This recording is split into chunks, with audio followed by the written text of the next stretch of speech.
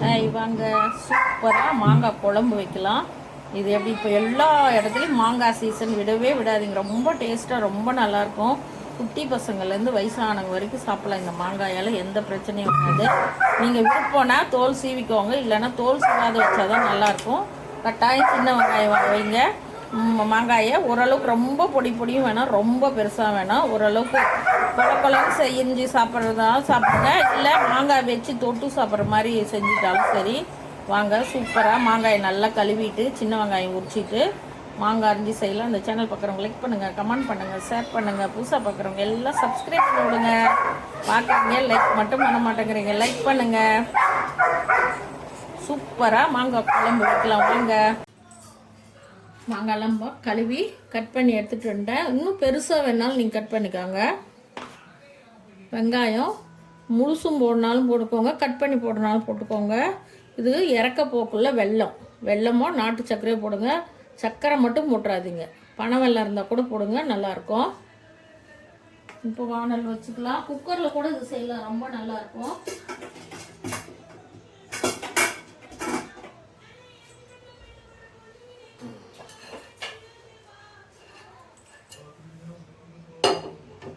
வானல் வச்சுக்கலாம். வானல் வச்சாச்சு. கடலை எண்ணெய் ஊற்றிக்கலாம். நீங்கள் சமைக்கிற எண்ணெய் எதாக இருந்தாலும் ஊற்றிக்கோங்க.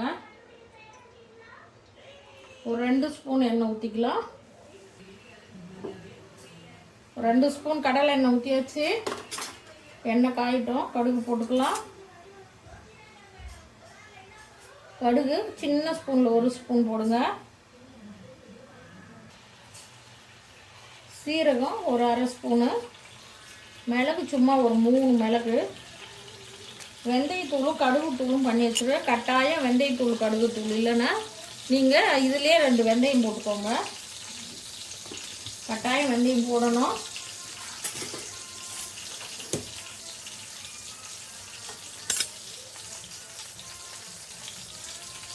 கடுகு நல்லா பொரியட்டும்.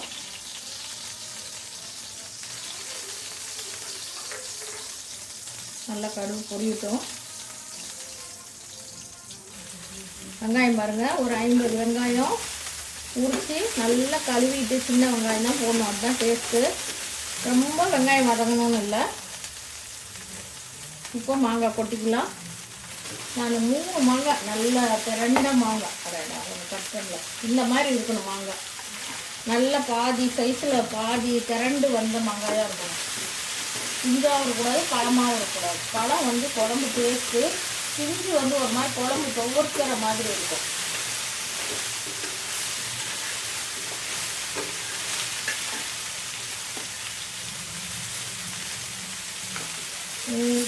நீங்கள் தொட்டுட்டு ரொம்ப மாங்காய் எடுத்து சாப்பிட்ணுன்னா பெரிய பெரிய பீஸாக போட்டுக்கோங்க.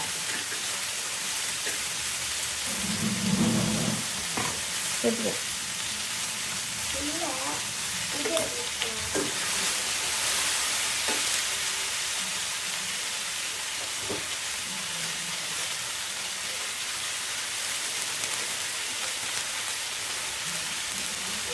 மாங்காய் சாப்பிட்டு பாருங்கள். ரொம்ப புளிப்பாக இருந்ததுன்னா கொஞ்சமாக புளி ஊற்றுங்க. கொஞ்சம் தான் புளிப்புனா கொஞ்சம் நல்லா ஊற்றிக்கோங்க.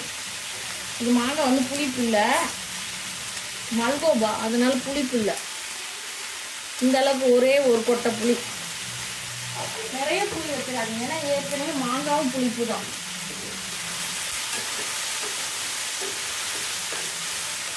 சும்மா லைட்டாக பரட்டினா போதும்.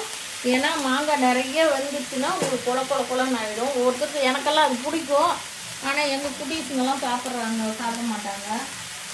குட்டீஸ் சாப்பிடுவாங்க, எங்கள் வீட்டில் 2 பேர் சாப்பிட மாட்டாங்க.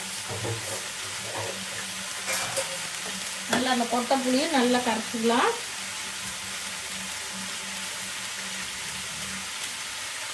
இருக்கும் இது மாதிரி ஏன்னா அந்தந்த சீசனில் நம்ம சாப்பிட்டாதான் நல்லாயிருக்கும். நல்லா புளி கரைச்சி விட்டுக்கோங்க. ஆனால் கொஞ்சமாக புளி வைங்க, நிறையா வச்சிங்கன்னா டேஸ்ட்டு போயிடும். குட்டி ஸ்பூனில் ஒரு 1/2 ஸ்பூன் மஞ்சத்தூள் போடுங்க. மிளகாத்தூளும் மசாலா தூளும் நான் அரைச்சி வச்சுருக்கேன்.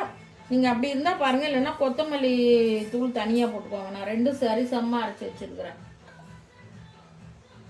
2 ஸ்பூன் போட்டுக்கிட்டேன். ஏன்னா மிளகாய் கொத்தமல்லி 2 அரைச்சி வச்சிருக்கனால நான் 2 ஸ்பூன் போட்டுக்கிட்டேன். இன்னும் ஒரு சொம்பு தண்ணி ஊற்றிக்கலாம். அது வந்து நைட்டு களிக்கு சாப்பிடுவாங்க. களி கிண்டி தோசைக்கு நல்லாயிருக்கும், சப்பாத்திக்கு தோசைக்கு இட்லிக்கு நல்லா இருக்காது. உப்பு போடுங்க. ஒரு 2 ஸ்பூன், சின்ன ஸ்பூனில் 2 ஸ்பூன் போடுங்க, பத்தலைனா போட்டுக்கலாம்.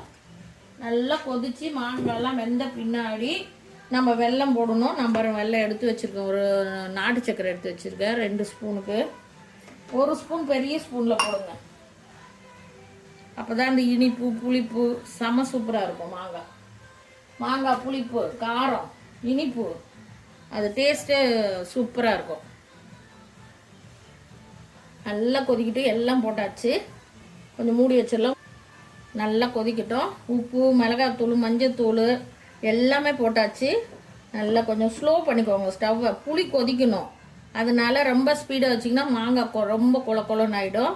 அதனால் ஸ்லோவாக வச்சுட்டு இந்த புளி தண்ணி கொதிக்கிற அளவுக்கு மூடி வச்சிட்றேன். பார்க்கலாம், ஒரு 10 நிமிஷம் அப்படியே கொதிக்கிட்டோம். ஒரு 10 நிமிஷம் ஆயிடுச்சு, வாங்க பார்க்கலாம். சூப்பராக மாங்காய் குழம்பு ரெடி. நல்ல வாசனை, நல்லா இருக்கு வாசனை. அங்கே வரைக்கும் வாசனை வருது. பால்காரர் பால் வாங்க போன வெளியில், அங்கே வரைக்கும் வாசனை. சூப்பராக மாங்காய் குழம்பு ரெடி. இப்போது மாங்காய்லாம் பாருங்க அப்படியே வெந்துச்சு. தொட்டாலே கொலன்னு ஆகிடும். தண்ணி போட்டு பார்த்தீங்களா, அப்படியே மாவு மாதிரி ஆயிடுச்சு. ஸ்டவ் அவ்வளோதான், ஆஃப் பண்ணிடலாம். ஆஃப் பண்ணிவிட்டு கருவேப்பிலையும் கொத்தமல்லி தலையும் நல்லா அலசிட்டு பொடி பொடியாக கட் பண்ணி போட்டுக்கலாம். அதுக்கு முன்னே கொஞ்சம் லைட்டாக பெருங்காயம் போட்டுக்கலாம். கட்டாயம் பெருங்காயம் போடுங்க, லைட்டாக, சும்மா ஒரே ஒரு சிட்டிகை ஒரு பெருங்காயம். கடுகும் வெந்தயமும் தூள் பண்ணி வச்சுருக்கேன் நான் வறுத்து. அப்பப்போ யார் கொஞ்சமாக தூள் பண்ண முடியாது, அதனால் 100 கிராம் எடுத்து வறுத்து வச்சுட்டேன். ஒரு குட்டி ஸ்பூனில் ஒரு 1/4 ஸ்பூன் கடுகு வெந்தயம். நல்ல வாசனை பாருங்கள், 1 மாதம் ஆகுது தூள் பண்ணி. நல்ல வாசனை. இதை போட்டிங்கன்னா நல்லா இருக்கும் குழம்பு. பெருங்காயம், அந்த கடுகு வெந்தயத்தூள், கட்டாயம் வெந்தயத்தூள் போடணும் மாங்காய் குழம்புக்கு. கடுகு தூள் போட்டாலும் ரொம்ப நல்லாயிருக்கும். இப்போ வெல்லம் போட்டுடலாம். மெயின் பிக்சரே இந்த மாங்காய் குழம்புக்கு இதுதான், வெல்லம் தான்.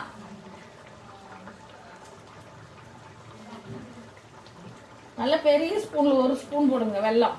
வெல்லம் இல்லையா நாட்டு சக்கரை போடுங்க. நாட்டு சக்கரை இல்லையா பனைவெல்லம் இருந்தால் பனைவெல்லம் போடுங்க. ஆனால் சக்கரை மட்டும் போட்டுறாதீங்க, மாங்காய் குழம்பு டேஸ்ட்டே மாறிடும். வெல்லம் 1 ஸ்பூன் போட்டாச்சு. பெரிய ஸ்பூனில் 1 ஸ்பூன் வெல்லம், ஒரு கட்டி வெல்லம் போட்டுட்டேன். நல்லா பாருங்கள், குழம்பே அப்படியே சூப்பராக. அந்த பொடி அதெல்லாம் வறுத்து அரைச்சி போடுறத விட நீங்கள் இந்த மாதிரி செஞ்சு பாருங்கள், சிம்பிளாக. இதுதான் பாரம்பரிய மாங்காய் குழம்பு. ஊரில் எல்லாம், எங்கள் ஊரே பூரா மாந்தோப்பு தான். பேர் போனது கிருஷ்ணகிரி மாவட்டம் தான் மாம்பழத்துக்கு. நாங்களும் கிருஷ்ணகிரி மாவட்டத்தை சேர்ந்தவங்க தான். அதனால் எங்கள் ஊர் தான் மாங்காய் பேர் போனது. செம்மையாக அந்த குழம்பு வைப்பாங்க. அவ்வளோதான், ஆஃப் பண்ணிடலாம். இப்போது நம்ம கருவேப்பிலை கொத்தமல்லி போட்டுக்கலாம். சூப்பராக மாங்காய் குழம்பு ரெடி.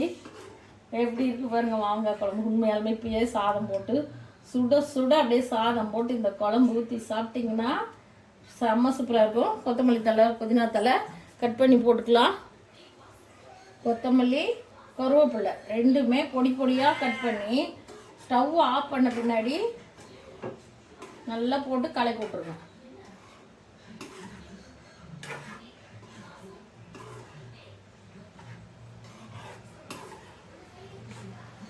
வாசனை அப்படியே பாருங்கள், செம்ம சூப்பராக இருக்குது.